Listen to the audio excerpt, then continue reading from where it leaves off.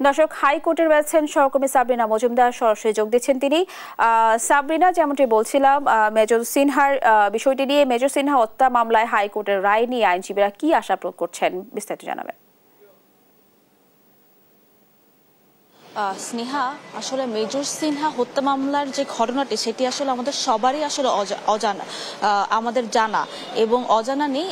এবং সেই প্রেক্ষিতে আমি যদি বলতে চাই যে 2022 সালে যে 31 জানুয়ারি যে কক্সবাজার জেলা ও দায়রা জজ যে রায়টি দিয়েছিলেন, সেখানে হচ্ছে পরিদর্শক লিয়াকত আলী এবং ওসি প্রদীপ সহ ওসি প্রদীপকে হচ্ছে মৃত্যুদণ্ড, এরপর হচ্ছে আপনার 6 জনকে যাবজ্জীবন এবং 7 জনকে খালাস দিয়ে হচ্ছে রায় দেওয়া হয়। এবং তার পরবর্তীতে হচ্ছে এই যে মৃত্যুদণ্ডপ্রাপ্ত এবং যাবজ্জীবন প্রাপ্ত আসামিরা তারা হচ্ছে আপিল করে, কিন্তু সেটি আসলে শুনানির জন্য হাইকোর্টে আসলেও পরে হচ্ছে এটা শুনানি আসলে করা হয়নি।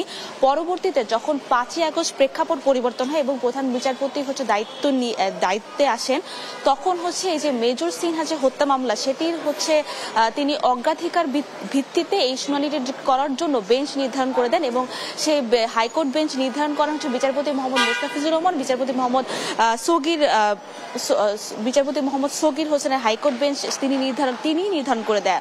এবং সেখানে অ্যাটর্নি জেনারেলও হচ্ছে আবেদন করেন যে এই মামলাটি হচ্ছে দ্রুত কোনো পদক্ষেপ নেওয়া বা এই মামলাটির জন্য হচ্ছে উদ্যোগ নেওয়া কেন হচ্ছে না। এর পরবর্তীতে আসলে 23 এপ্রিল এখানে পেপার বুক উপস্থাপনের মাধ্যমে আসলে শুনানি শুরু হয় এবং সেখানে আসামি পক্ষের আইনজীবীও কথা বলেন, সেখানে রাষ্ট্রপক্ষের আইনজীবীও কথা বলেন।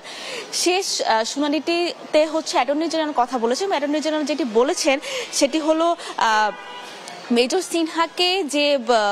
মেজর সিনহাকে আসলে কারা খুন করেছে এবং কে খুন করেছে, কারা এতে অংশ নিয়েছে এবং কিভাবে তারা সেই অংশীদারিত্বে বজায় রেখেছে তার বিয়ন্ড অল রিজনেবল ডাউটে তারা হচ্ছে সাক্ষ্য সহ হচ্ছে প্রমাণ করতে সক্ষম হয়েছে।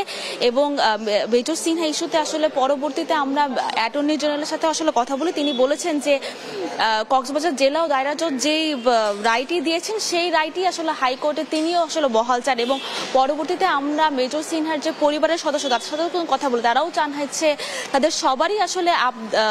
তারা সবাই আসলে এই রায়টি আসলে বহাল চান হাইকোর্টে।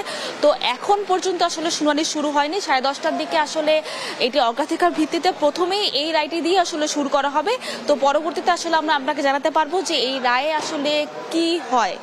তো এখন পর্যন্ত এই ছিল সর্বশেষ, স্নেহা।